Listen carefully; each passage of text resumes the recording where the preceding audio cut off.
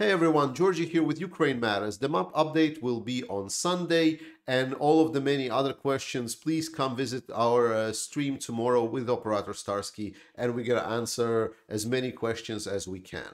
But today I want to focus on the topic of basically that we discussed a little bit about just over 6 months ago, and that's the mentality of leaders and people in the West.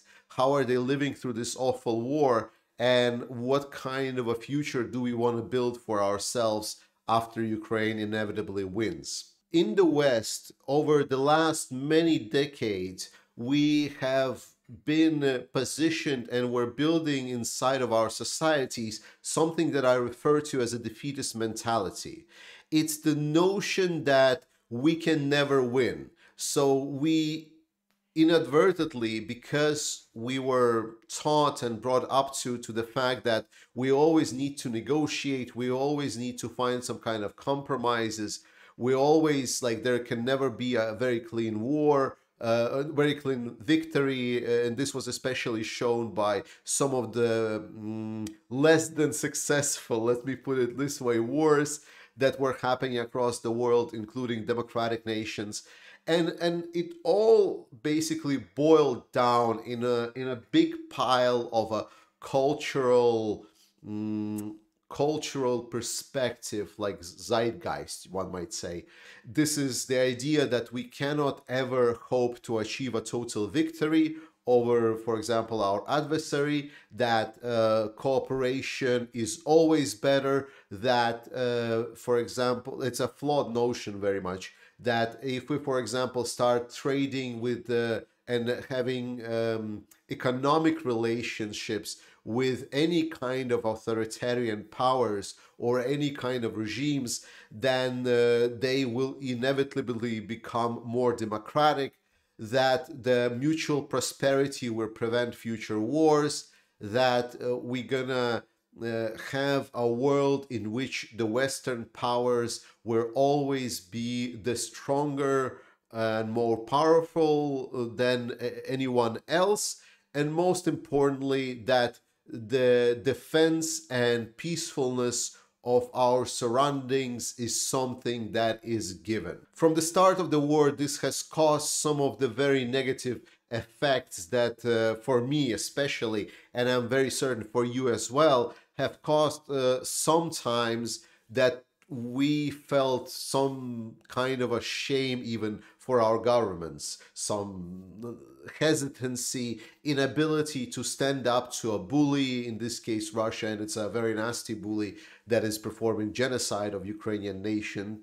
And it's always trying to look for some kind of compromise with Russia, trying to call Russian president more and more, rather than trying to understand that there is no negotiations with a bloody dictator, and there is only one party that we should support in this war, the democratic state of Ukraine. Because with all its flaws, Ukraine is a completely peaceful nation that have not threatened and that have not bothered anyone, and now it's being killed just for being Ukrainians. Because of all of this, I was extremely frustrated when I last talked about this topic, because it was very hard for me to see the future if we will not have any kind of change in decisiveness of ourselves, or we will see any kind of change in the attitude to Putin. And obviously this is what also caused a lot of fears, I'm pretty sure in you,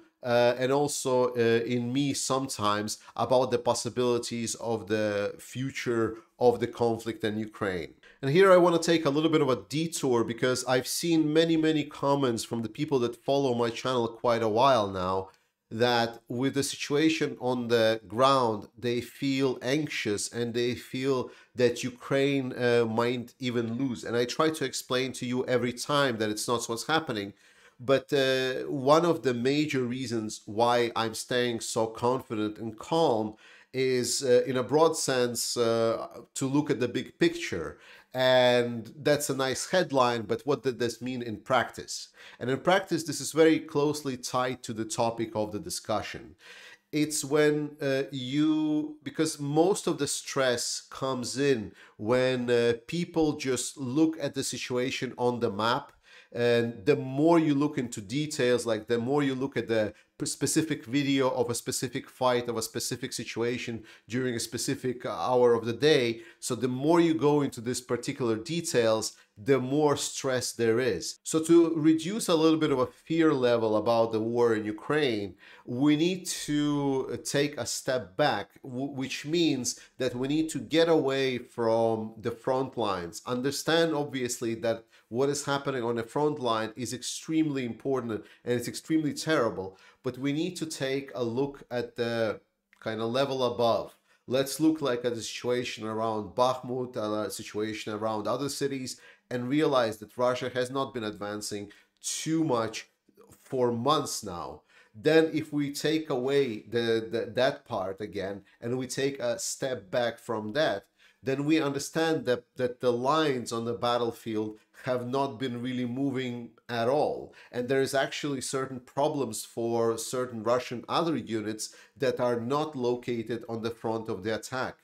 And when we take a step back again, then we get into more of a big game political picture.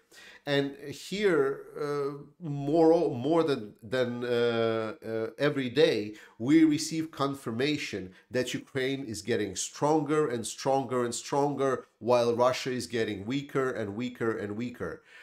We obviously see that while slow, while not to the quantities that Ukraine want, but Ukraine is getting the tools that it needs to continue and win the war. Whereas Russia, as much as they're trying, they're having trouble with finding the equipment that they need, finding the ammunition that they need, and more importantly, if we take another step back from all of this discussion of the military weapons and whatnot, then on the kind of great geopolitical stage, we can see that Russia is losing allies that we now hear Turkey, Hungary, even China, I would put it here, basically not really supporting the war in Ukraine for Russia at all. And while they say, oh, we are gladly going to cooperate with you economically, right, despite how brutal of a dictator you are, a lot of these allies of Russia are literally not really providing that much. For example, Iran, while it is providing some of these kamikaze drones, they are nasty, yes, but relatively speaking, they do not really cause as much damage anymore as they used to before. Then we heard that Iran is supplying Russia with shells. Well, the numbers that we've heard was like, what, 100,000 shells? Well, Russia is using about, 30, 40,000 per day. That's not really a lot. So it might give an advantage during a couple of days of offensive, but that's about it. It's a very low level of support for Russia. So Russia is on its own, and they understand how bad things are. That's why the T-54s, T-55s are coming out of the storage. And this is exactly where we're coming back to the main topic of discussion. We've seen incredible change in our Western politicians and our Western societies from the 6 months ago when we were discussing.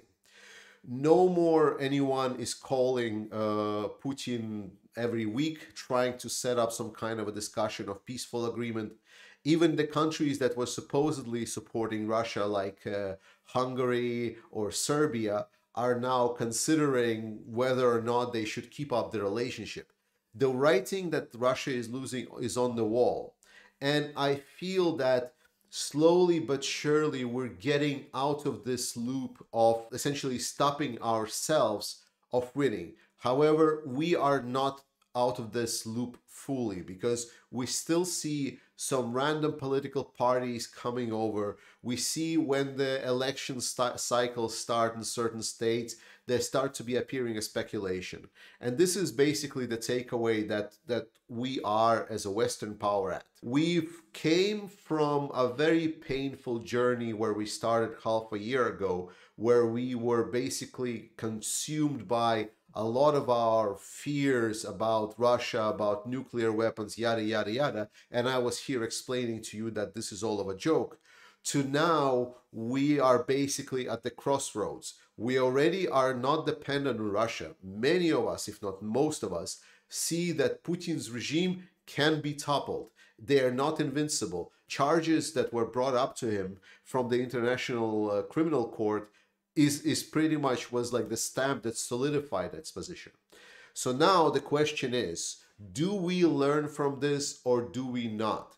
Because if we do not learn from this, if we can continue in our discussion, if we continue thinking in a defeatist mentalities, this is something I've raged about on my stream when I was talking about the MAGA Republicans that are essentially the most losers of the losers of the losers that one can even find on a world stage, because the only thing that they want to do is just retreat, retreat, retreat, retreat, and give away any kind of world position of US away. So basically to give away everything that was built up by our ancestors, sorry, not our, because I'm talking about the US, but the US ancestors and forefathers, the whole glory of the nation that influenced so much in the world, that is still influencing so much in the world. And there are now parties that are trying to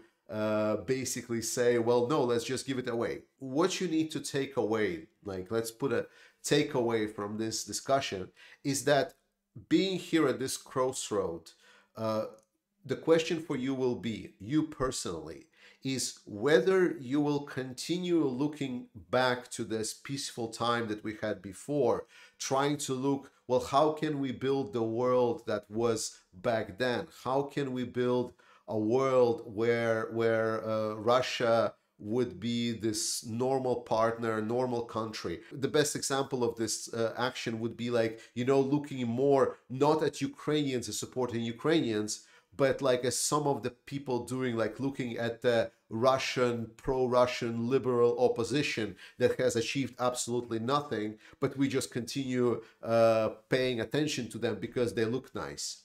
Or we're gonna embrace that uncertain, potentially dangerous future that awaits us, that we, instead of trying to crawl into our own crib of being uncertain and fearing that uncertainty, into understanding that, like growing up essentially, and understanding that the world is not always this nice and peaceful place, that sometimes it's a very nasty place, that a lot of very nasty things can happen. And we need to grow the fuck up to deal with those challenges, to understand that democracy, for democracy to be free internal society, we need to restrict some of the rights of the foreign powers, that unlimited trade with authoritarian regimes is not going to be a good means to an end. China is already declaring that they should start funneling more money into building their own military. Where are they getting this money? Do you want to have this conversation about where the authoritarian power is getting the money to build its own power? It is for us to realize that we have a bunch of friends and we need to stick together with these friends. But we cannot call friends just about anyone. That at some point we need to draw the line. That values of democracy, values of freedom matter. So, and that should be reflected both on the global stage, but that should be also reflected on the internal stage in our own countries and how we vote. If we continue voting for powers that are proposing some kind of weird compromises, that we should work together to a brighter future with a dictator that's the only thing that is stopping him is the American nuclear weapons or American power, well, especially for us in Europe, if there would not be America, I'm not sure if Ukraine or even the West would be able to hold on to Russia, because I feel that we would just go and give away parts of Europe part by part by part by part. Grow a pair, support Ukraine, support the armed forces of Ukraine. Thank you so much for everyone watching this, and I see you on tomorrow's stream. Slava Ukraini!